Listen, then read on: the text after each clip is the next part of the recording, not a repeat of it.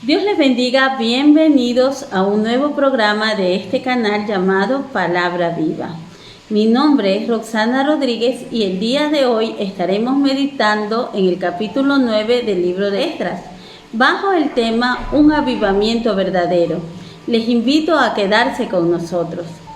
Vamos a dar inicio y lo haremos con la lectura de la palabra, honrando al Padre, al Hijo y al Espíritu Santo.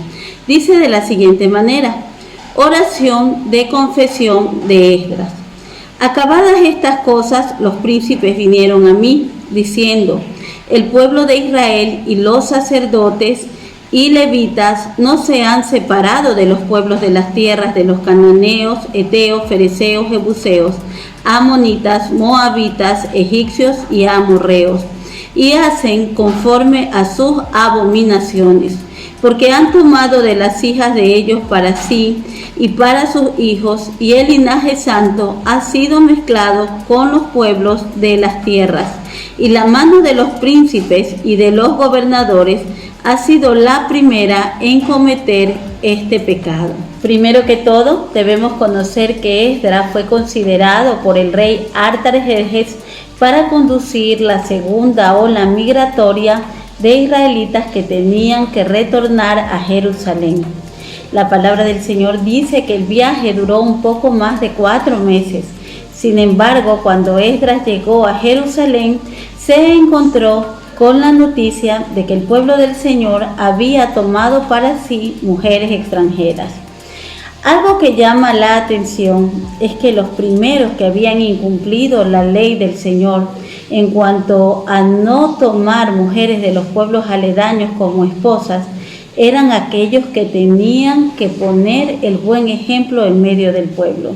Y estos eran los sacerdotes, los levitas, los gobernadores.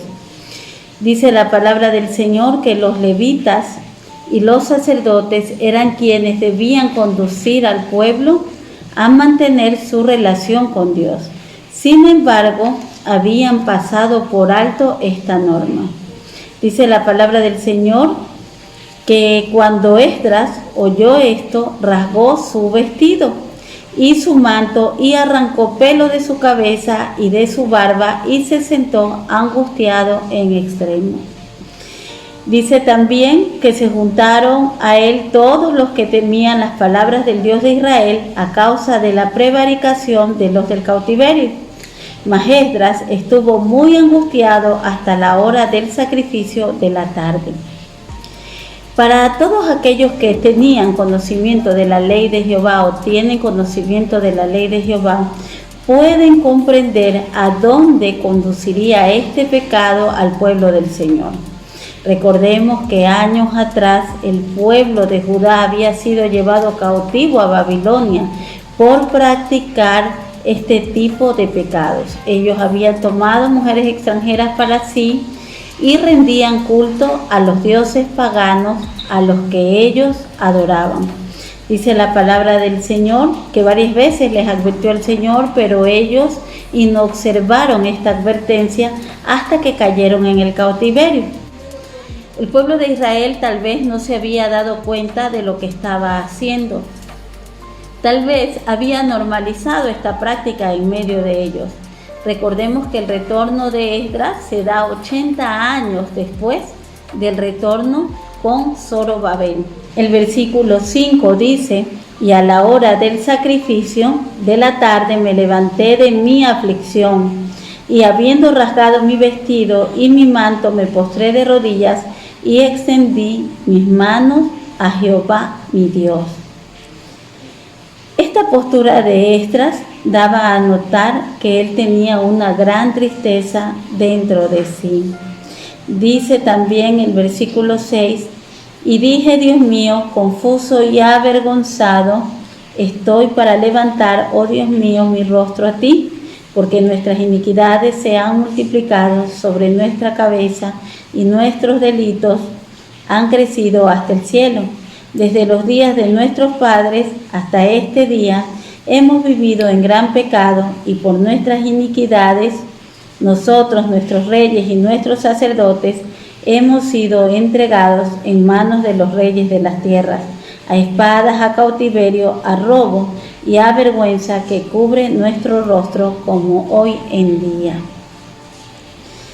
Esdras era un hombre que mantenía una estrecha relación con Dios, que tenía pleno conocimiento de cómo debía proceder el pueblo en este tipo de acontecimientos. La palabra del Señor dice que él intercedió por el pueblo. Primero que todo, reconoció el pecado, lo confesó y luego pidió perdón.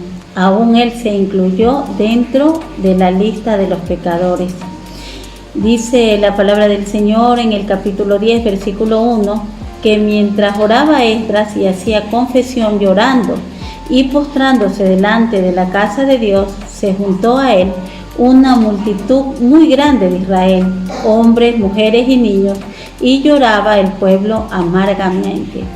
Esta oración de Esdras estaba llena de poder, a tal punto que tuvo el alcance sobre el corazón de estas personas y los trajo también a un reconocimiento de la falta que habían cometido.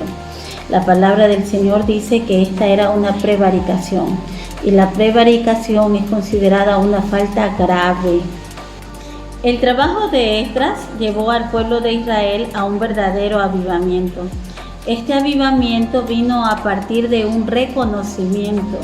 Ellos reconocieron que habían pecado, se arrepintieron de esta práctica a tal punto que decidieron devolver a aquellas mujeres extranjeras que habían tomado. Y también dice la palabra del Señor que restablecieron su pacto con Dios. Este fue el último avivamiento que se vivió en el Antiguo Testamento. Y es que un verdadero avivamiento siempre trae a las vidas transformación. Hoy en día tal vez creemos que llenar las localidades de una congregación o llenar un edificio con personas que se presentan a ver algún tipo de actividad o algún teatro o algún concierto, eso es un avivamiento. Sin embargo, un avivamiento está caracterizado por el cambio dentro de la vida del creyente. Cuando las personas asisten a este tipo de actividades, en realidad no experimentan un cambio. Su condición sigue siendo la misma que tenían al ingresar allí. En realidad, llenar los edificios no es un verdadero avivamiento espiritual.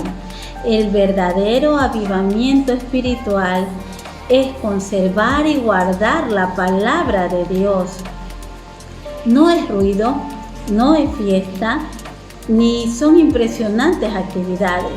El verdadero avivamiento espiritual es precedido por un reconocimiento de nuestra condición pecaminosa. Este reconocimiento traerá un firme deseo de apartarnos de todo mal. En otras palabras, cuando hay un verdadero avivamiento, hay una transformación en la vida de los creyentes. Las sociedades son restauradas. La historia moderna nos habla de un evangelista llamado John Wesley. Él predicó en Inglaterra a partir de 1739 y produjo en esta sociedad un gran avivamiento.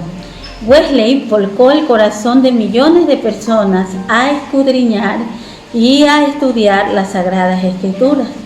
En este tiempo se dio el despertar misionero más grande después del tiempo de los apóstoles. Cuando se hablaba de la efectividad del ministerio de Wesley, se mencionaban puntos como la oración ferviente. Se dice que Wesley oraba entre 6 a 9 horas diarias. También se habla de la predicación firme y fiel de la palabra de Dios y de las manifestaciones del poder de Dios en cada una de sus prédicas. El avivamiento que produjo Wesley en Inglaterra hizo una transformación en la sociedad, a tal punto que hubieron cambios de índole social y de índole moral. En ese tiempo, la sociedad inglesa y la iglesia estaban en decadencia. Tanto Esdras como Wesley nos demuestran que la palabra del Señor tiene poder para transformar a las personas. La palabra del Señor tiene poder para regenerar la vida del hombre. El Salmo 19:7 dice: la ley de Jehová es perfecta, convierte el alma. El testimonio de Jehová es fiel, que hace salvo al sencillo. La palabra del Señor regenera. Primera de Pedro 1:23 dice: habiendo sido regenerados, no de simiente corruptible, por la palabra de Dios, la cual vive y permanece para siempre. Si queremos provocar un avivamiento en la vida de aquellos que nos rodean, es necesario que nos llenemos de la palabra del Señor, que escudriñemos cada uno de sus estatutos y que pongamos en práctica todo lo que aprendemos. También es necesario que nos llenemos de la presencia de su Espíritu Santo. El apóstol Pablo dijo: no embriaguéis con vino, en lo cual hay disolución. Al contrario, sed llenos del Espíritu Santo. Recuerden, hermanos, no hay avivamiento sin transformación.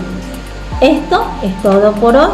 El Ministerio Palabra Viva les agradece su compañía y los espera en un próximo programa. Dios les bendiga.